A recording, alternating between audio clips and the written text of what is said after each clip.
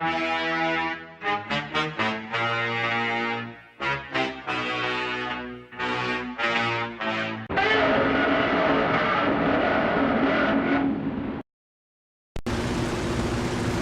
guys and girls, how's it going? Screenzilla here, and I hope you're all well. And I'm hoping this replay works correctly. It should do. But today I'm going to be doing a video, a happy birthday video basically. Happy birthday to the Royal Australian Air Force, who've turned 98 this year. The RAAF can be traced back to 1911, when the government of Australia put an ad in a newspaper of the time looking for pilots and mechanics, adding that the government would accept no liabilities for accidents. In 1912, an order was made for two types of flying machines. The BE-2, a two-seater front-engine plane, biplane that is, and a Spade, which was a single monoplane, sorry.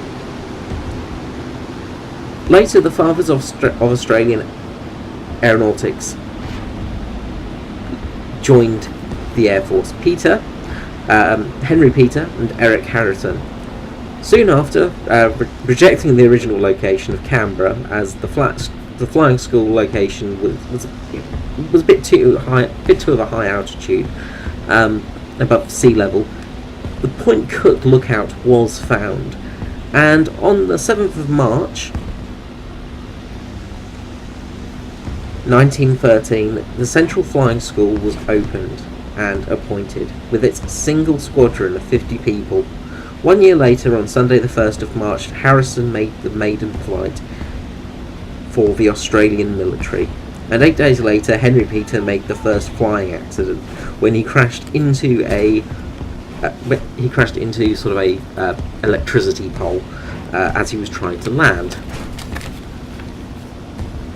After the Great War, the short-lived Australian Air Corps which was formed in 1920. This was, however, changed on the 31st of March 1921 to the Royal Australian Air Force, the RAAF. However, to use the prefix of Royal, the RAAF needed to wait until June, when a letter from King George himself came to them approving the use of the Royal tag. The RAAF became the second official air arm in the world, so the second royally appointed air arm, which is a really important thing for Australia. It's the first air corps to be formed in the Commonwealth, so very, very important role.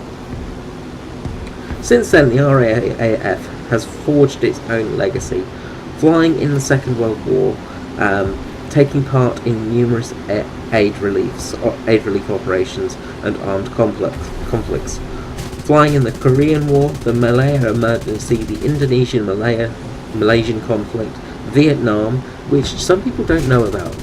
Vietnam was actually heavily aided by the Australians. There was quite a lot of Australians involved in the Vietnam War, which people do tend to overlook because it's mainly just sort of the American aspect.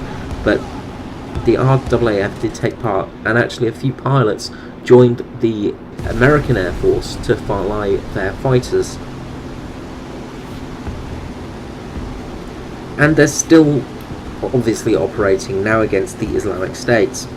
Originally, the roundel of the RAAF was blue, white and red, and as you can see on the bottom of the plane, that's what it is.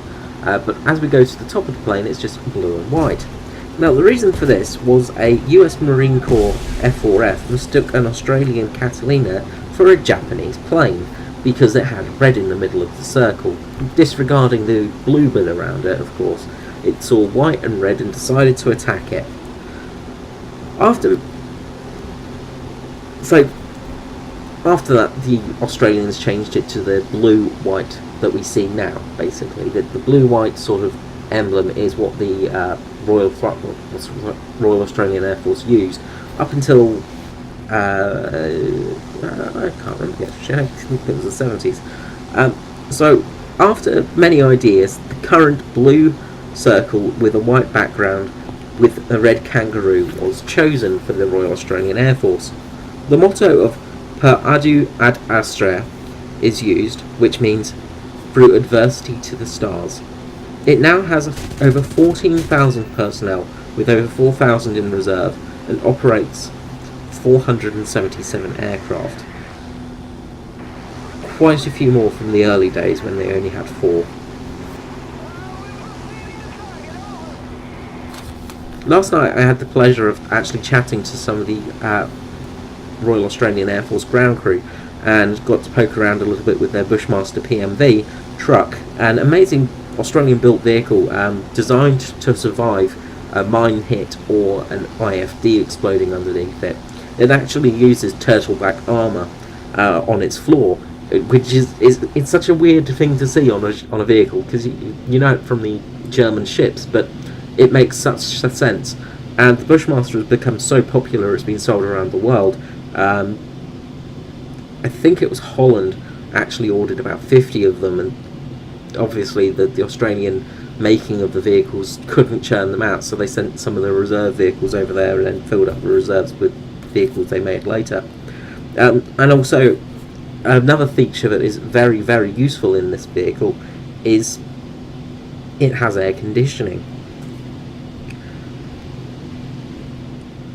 I also got to see the G model Mercedes, which has been converted to an assault vehicle. Very cool vehicle, in fact. Very useful vehicle. It's designed as a forward post for observation and basically trying to get communications through. The truck will drive there with a 3-man crew who will actually survey an area and keep an eye on places. Lastly, a fantastic female officer. She was lovely. Took my phone into the actual into the RSL hall and took a photo of this lovely pilot's uniform that was on display. Photo of the pilot from the 1950s. So happy 98th birthday, RAAF, and thank you for all the service that you have done and all the good that you have done. Okay guys, well I'm going to wrap up there. I hope you enjoyed this little quick video and a little shout out to the RAAF, and I will catch you all next time. Bye bye.